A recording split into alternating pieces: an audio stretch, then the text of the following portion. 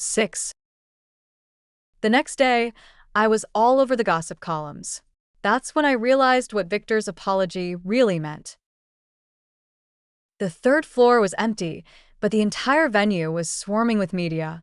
Still, someone managed to snap a photo of Victor and me, crystal clear, showing me with my face tilted upward, eyes closed, while he leaned down, his head buried in my shoulder, his hair partly covering his face. Unless you knew him well, you wouldn't recognize him as Victor. But such an ambiguous photo wouldn't have been published without Victor's approval, even if the media had captured it. My agent's phone was ringing off the hook, with everyone subtly asking who he was and whether he was my boyfriend. A wave of criticism swept across the internet. Molly called and cursed Victor fiercely, but I felt neither sad nor panicked. I was genuinely confused. Why? I couldn't understand the meaning behind Victor's actions. A few days later, I understood when I ran into Daphne at an event. She smiled when she saw me, a genuine smile, and even teased me quietly. I saw that photo. It was well taken. Years ago, Zachary, and I bet that you were his soulmate.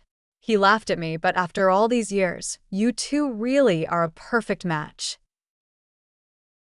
In that moment, everything clicked, and once I understood, my heart ached for Victor. Look, this is the person Victor wanted to marry, the one he loves most. But she doesn't love him back. She doesn't love him. I remember the deep furrow in Victor's brow that day. He deliberately allowed that photo to be published, using me as a test to gauge Daphne's reaction. I had wondered why such a top-tier variety show invited me as a regular guest. Now I realized it was Victor's way of compensating me. I imagine he must have felt utterly defeated.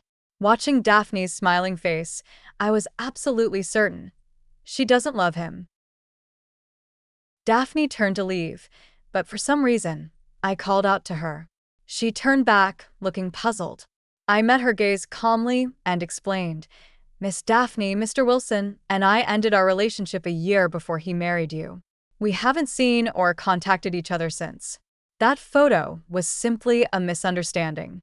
I paused, then added, Please remember, since marrying you, Mr. Wilson has never been unfaithful. She stared at me, her mouth agape, as if she didn't understand what I was saying. Only I knew why I did it. Victor may have used me to test Daphne, but I couldn't bear to let the person he loved misunderstand him. If there was even the slightest chance for him and Daphne in the future, I didn't want to become a lingering thorn in their relationship. If you truly love someone, you'll understand how I felt. If there was any chance for Victor to find happiness, I wanted to make it happen for him. I truly and sincerely hoped he would be happy.